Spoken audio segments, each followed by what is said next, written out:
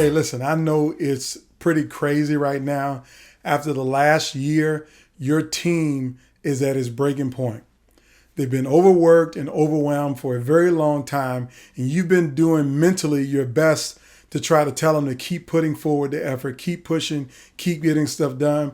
But at this point right now, your team is at a breaking point. They're facing burnout. And we all know what the data shows about people who burn out at work. People will go into a crisis mode. They will go beyond a crisis mode and maybe start to act out and be very uncivil around all of their colleagues. And I don't think you want that kind of behavior. So the best thing you can do as a leader is to try to reduce the overwhelm and the overworked nature of your team.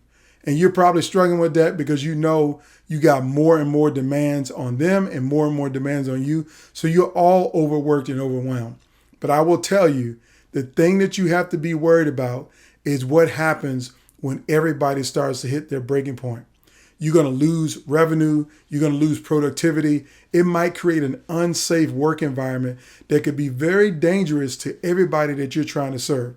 So you got to avoid that at all costs. But most importantly, if you don't avoid it, it could end up being someone who's feeling like they're being discriminated against or taken advantage of. And then you got lawyers into the room. And the last thing you want is legal issues because you're not doing your best to build a safe, happy work environment and remove the overworked, burnout, overwhelmed feeling that your team is having. So I want to give you a couple things to think about, a couple things that I would do if I were you right now to try to reduce that overwhelmed feeling from your team. I want you to tell everybody to take a day off. Yeah, I know you got PTO policies that you got to follow and all those things. But listen, if you're a leader in your organization, you better find a way to tell people to do a day of research at home, wink, wink, research at home on that project that you're having to work on. Give them 24 hours to take care of themselves. Tell them to not really do any work. Maybe just sleep in till noon. You know, kind of like you used to do when you were in middle school or high school and you would sleep in till Saturday morning till noon, but you haven't been able to do that for the rest of your life. So I want you to give your team a day back, just 24 hours. Sometimes 24 hours might be all the difference to de-escalate the tension and the overwhelm that people are feeling. But sometimes that might not be enough because they might want to take that day, but then they're thinking about all of the work that's going to be facing them when they come back to work the next day. So you as a leader now have to step up. And that is when you tell them to take that day, you ask them, what are the 3 things that you need to get done so you don't get behind? And you own that as a leader. Yes, take a break from what you have to get done and focus on what your team member needs to get done and help them. So you can't do this for everybody at the same time, but maybe if you lead a team of 7, you got to spread it out over a week, or maybe you even need to spread it out over 2 weeks. But the bottom line is everybody on your team needs to take a day. They need to take a day to just kind of decompress, to chill out a little bit. Second thing, what I need you to do as a leader is you got to bring fun back into the work environment. Yes, fundamentals are what make businesses strong, but the root word of fundamentals, or the first word in fundamentals, is fun.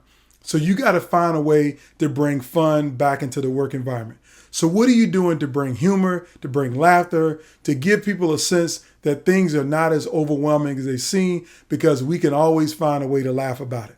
So maybe you think of some good jokes, you find some good riddles to bring, or maybe you bring a game into the office to give people a chance to spend 5 minutes playing a quick game of charades or something along those lines to try to bring fun back into the work environment. And if you're in a virtual work environment, this can be done so easy by telling people to take the virtual background off of the meeting and show us something in the background of the room that you're in and tell a funny story about it.